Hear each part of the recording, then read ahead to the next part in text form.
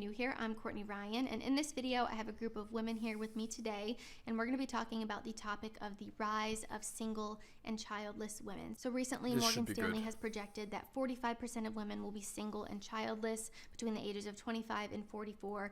Just think about that for a second. 45% single and childless between the age of 25 and 44. Just think about what that means for a second for society. Just think about that. By the year 2030. So I've actually covered this in a a solo episode on my channel already. 7 if you now. haven't seen that and want to hear my perspective and thoughts, be sure to go check that out. But this video specifically is going to be getting the opinion and thoughts and initial reaction from a group of other women and giving a woman's perspective on the topic and why they think this is occurring. So let's get started. Okay, women react to the rise of single and childless women. So basically there has been a study research done by Morgan Stanley where they're projecting 45% of women between ages 25 and 44 to be single and childless by the year 2030. Okay, just think about, before we begin, before she responds, this girl here, whose name is Gab, let's just look. So again, you have been told that you've been invited to an interview. And this is how she chose to dress for an interview, right? Didn't really do her hair, just a t-shirt, a beanie. But let's look at her expression, okay? You see how she has the downturned lips and the angry eyes? This is a sign of a person who's perpetually unhappy. Just keep that in mind, okay? And then more than 50% of women currently are childless at 30. So from a woman's perspective, also being 30 yourself, like what factors do you think are contributing more to women being single? I think right now more of us are single because we grew up in this craze of going, you go to college and you like, now you gotta have debt and now you gotta work it off. Like we were a little more, brainwashed. I hate to be cliche, but in that empowerment mode of women really grinding after it, and we've broken a lot of barriers, so to speak, in different... Okay, so notice how it's kind of like a hive mind, right? These girls have the same talking points, right? We've broken a lot of barriers, gender pay gap, like we're so strong and empowered. But what do they have to show for it? They have single and childless, miserable, in debt, working a job. Hello and welcome to the Helios blog. My name is Helios, here for another reaction video.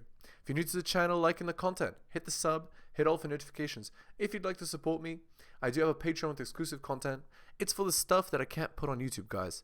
Patreon.com/theheliosblog. Just go there and subscribe to the Nebula tier. Again, Patreon.com/theheliosblog.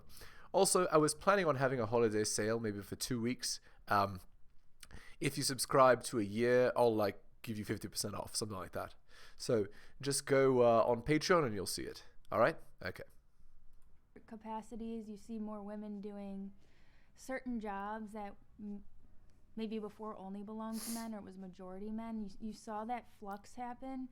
So as a natural byproduct, some of us, when we get into that go mode and we're hustling or doing our best to be a leader in whatever field we're at, we have our competitor hat on and maybe some of our priorities took a back seat.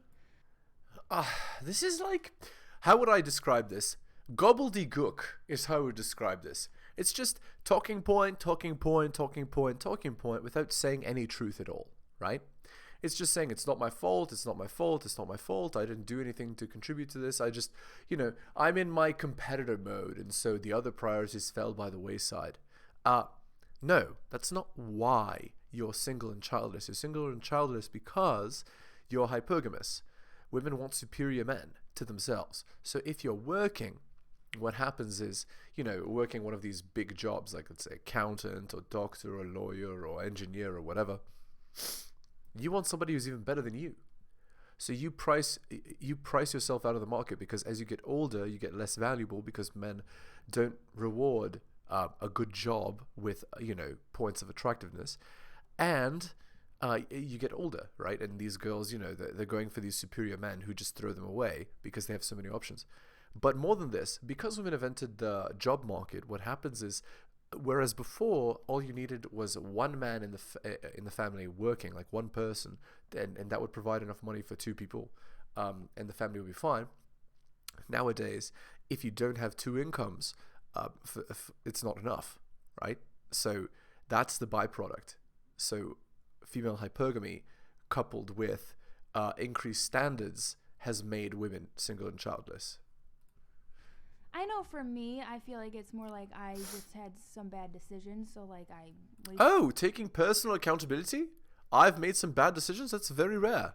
I don't want to say wasted my time on some experiences, but those were experiences I had to learn, so I was... No, that's not... No. She's like... Again, this is a rationalization after the fact, right?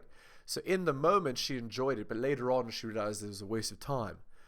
But here's the thing. If you had been properly raised to understand the kind of man that you need to go for, then you wouldn't have wasted that time in the first place, and you would actually be married and have children by 30, right?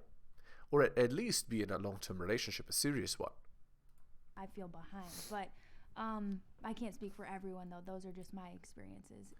Oh, by the way, if you as a woman, right, start looking for marriage and relationships at the age of 30, you've missed the boat by about 10 years.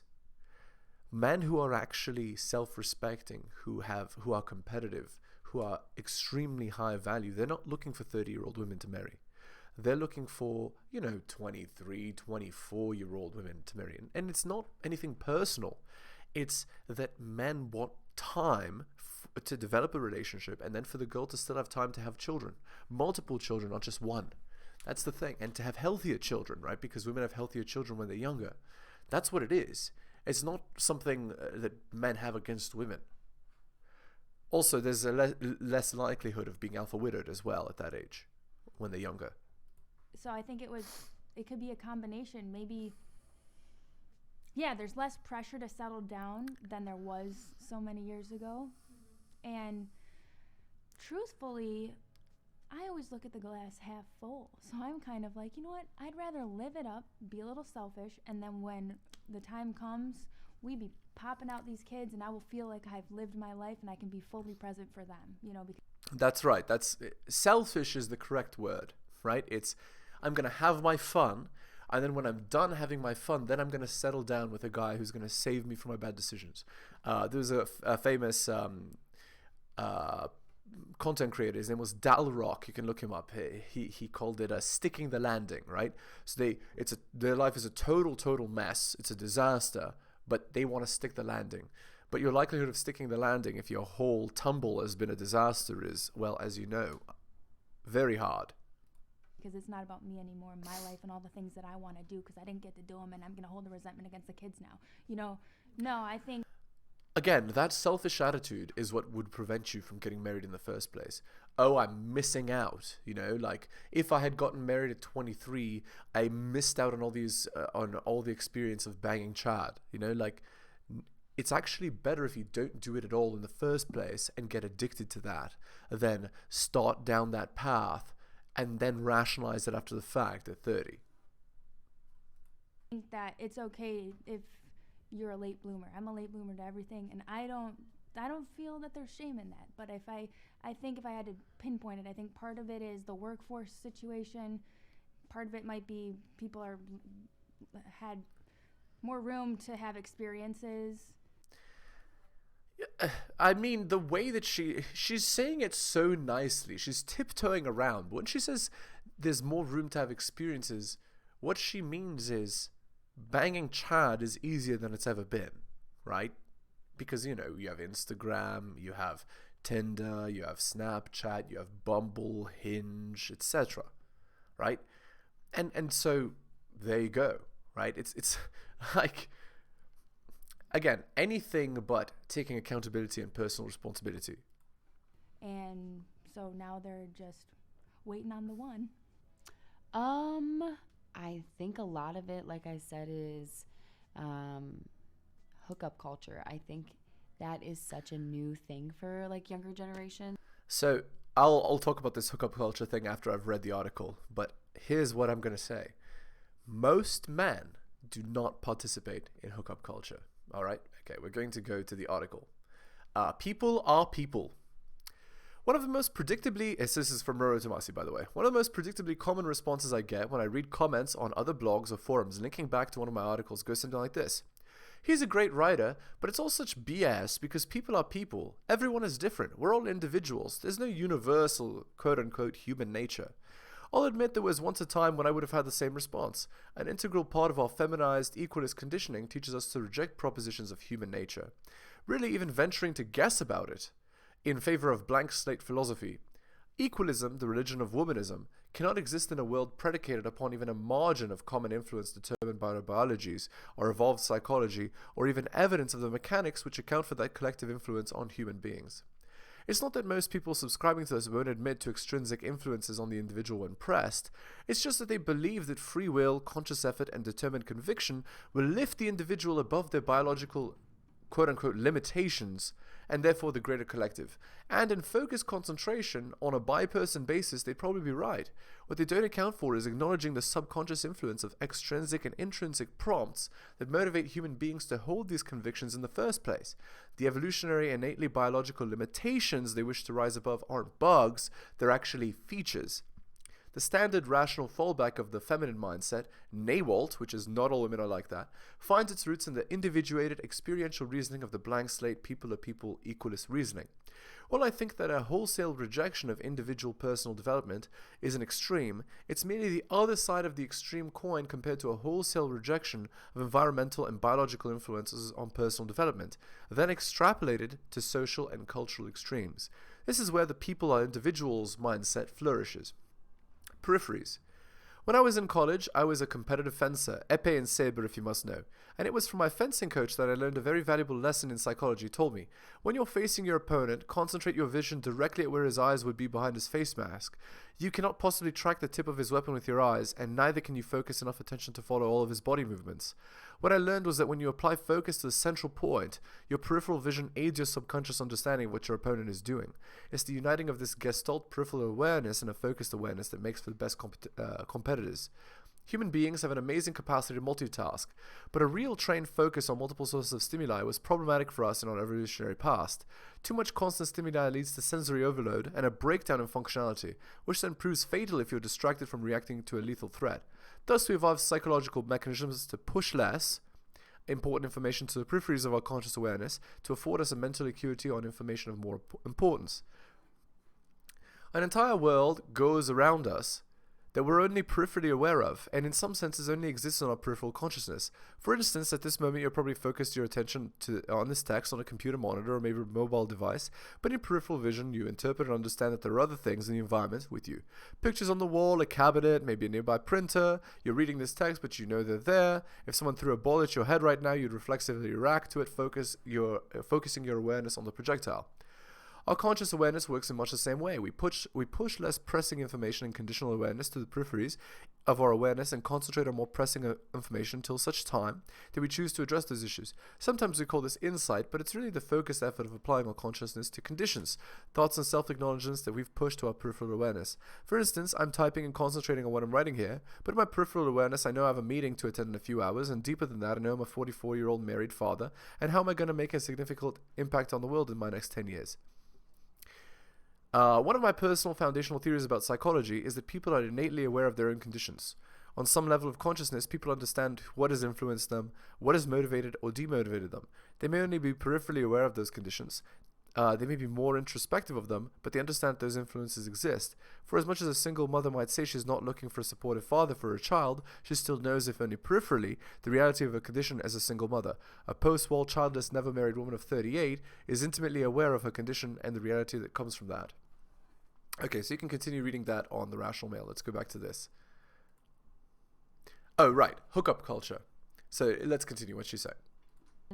Or I guess just the younger crowd, that by the time we were 30, that all the gems are taken. And it's, you know, if you find a good guy, like, it's hard to trust them and really think that they're honest, because some of the candidates you meet nowadays are just the worst.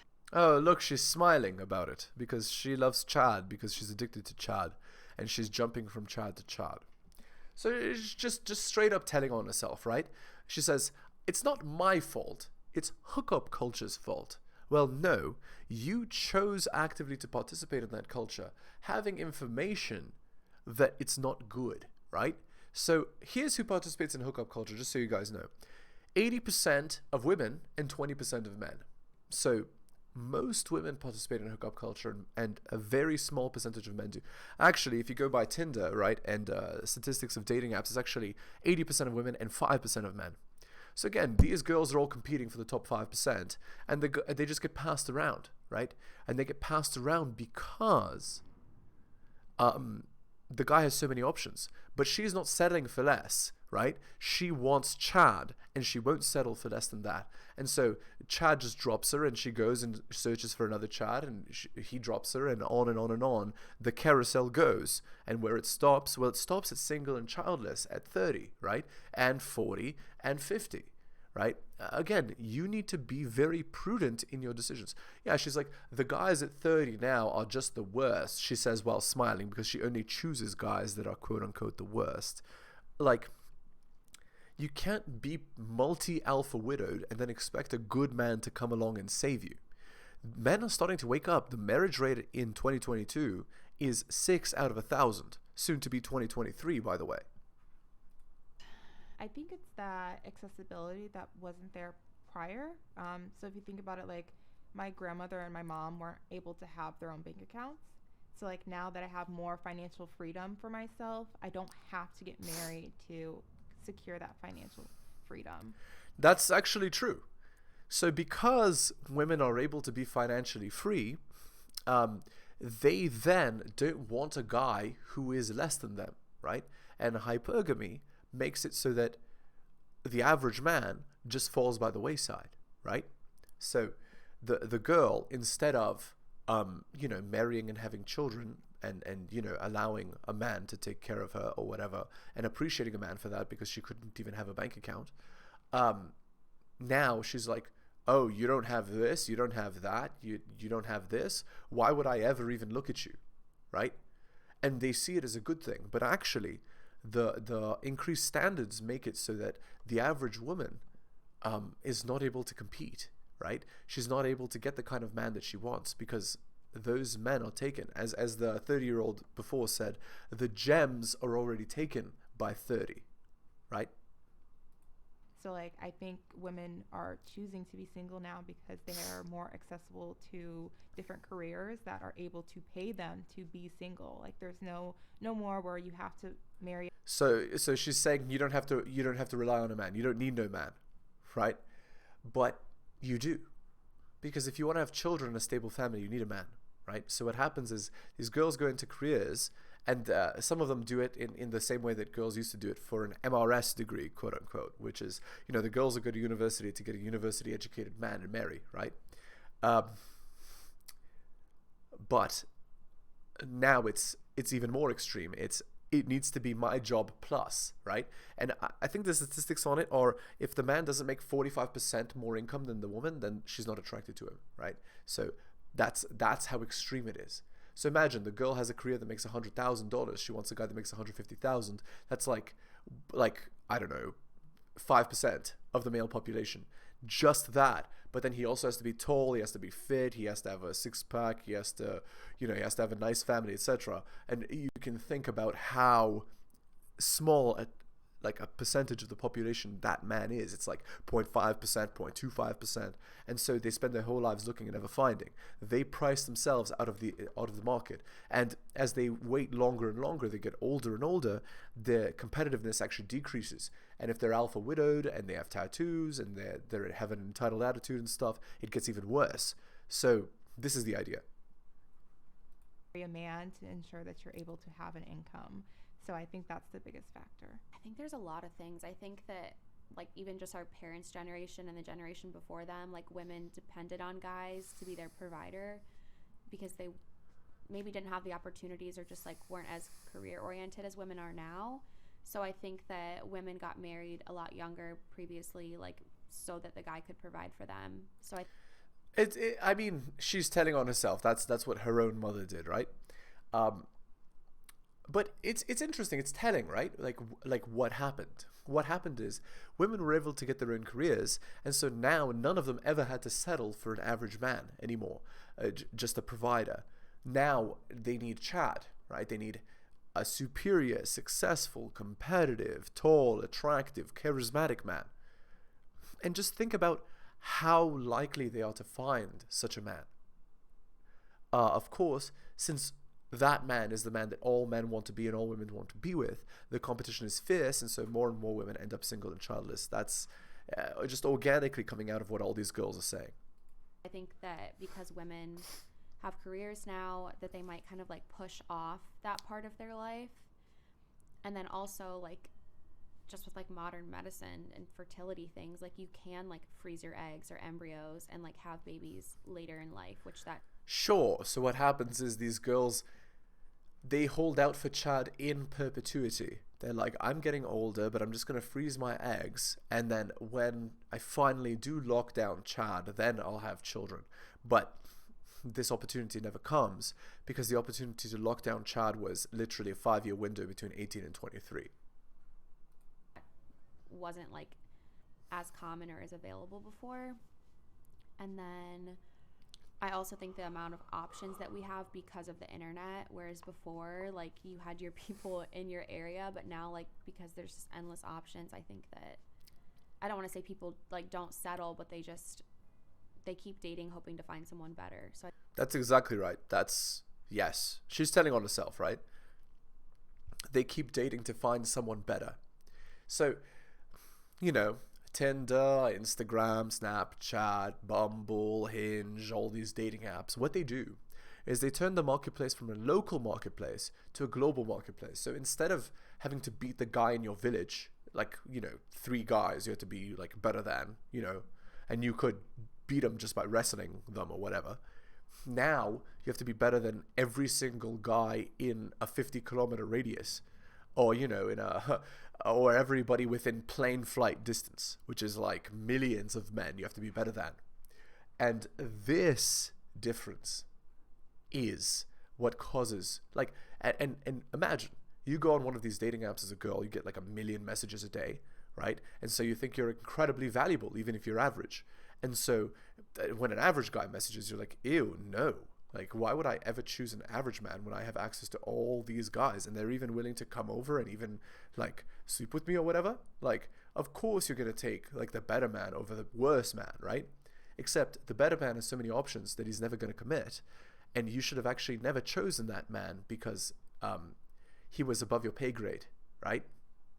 And so we get the single and childless phenomenon. I feel like people don't always appreciate like what they have as much. Yeah, they don't want to feel like they're settling, right? So Yeah. they're single for longer. Everything's getting pushed back. I feel like there's this rise of like independence with being Right. a woman. Like you don't need a man. Right. You don't need a partner. You Right. can just do everything on your own. I think that has to do with it. Of course it does. This idea of being independent and, getting your own career and all of the above, makes it harder to be with somebody and less likely that you need to be with somebody. You don't need to rely on anybody, and the goal is to not rely on anybody, so... Right, except if a man feels that he's not wanted or needed, he's not going to commit to you. All right, on to the Reddit post. This is on relationship advice. My wife, who's 26 and he's 27, is pregnant, but I'm sterile. First, I'll clarify a few things from the last post. I suffered from a skateboarding accident at 17 that caused severe damage to my bits and tubes that run to them, and they had to be removed and replaced with prosthetics, rendering me 100% sterile. That fact was double-checked 3 years after the accident, and I was still 100% sterile, so there's no way the child is mine. I was in the process of transferring her data from her old iPhone to new iPhone and saw a photo of a positive pregnancy test on her iCloud. I'm not proud, but I did a little snooping and found a conversation with a best friend talking about it. So here's the update. After a long and difficult talk with her and her dad, we decided that we're going to separate and file the papers with the county we currently reside in. We'll have to be separated for a year before we can legally divorce, and we'll be doing the paternity test when the baby is born. In the meantime, we broke the lease, which she paid for, and we'll have until January to clean out the apartment, and after that we'll go our separate ways. My lawyer and I decided it'd be best for her to stay on my insurance until after the birth of the baby, but I'll not be going to appointments, nor will I be there when the child is born. As far as I'm concerned, we're done, and there's no chance of reconciliation because cheating is an unforgivable sin. She fundamentally ruined my trust in her, and if we stayed together, I'd constantly be wondering if she'll do the same again, and I don't want or need that in my life. If you're unhappy but you aren't capable of having a discussion with your partner about your feelings to try and come to a resolution that not only benefits you but also your relationship, you're an emotionally immature person and we're not compatible. I'd like to thank everyone here for their advice, and especially like to thank the people who DM'd me with the messages of support and stories from their own lives. I'll try to remember to log into this account after the baby is born if there are any major updates. So, there you go, right? Like, if you can't have children, if you're sterile, she's going to cheat. She's going to have a kid with another guy and try to convince you that it's a miracle baby, quote unquote. It's not. All right, 2.9k upvotes. You can get the test done before the baby is born with just a blood sample from the mother.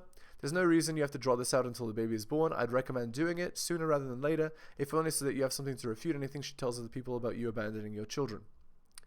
750 upvotes. This, but also depending on the location or judge, the whole separating for a year thing may be looked past. If you have a pregnant wife and a test proving the baby isn't yours, it's a pretty good argument for why you won't be fixing this.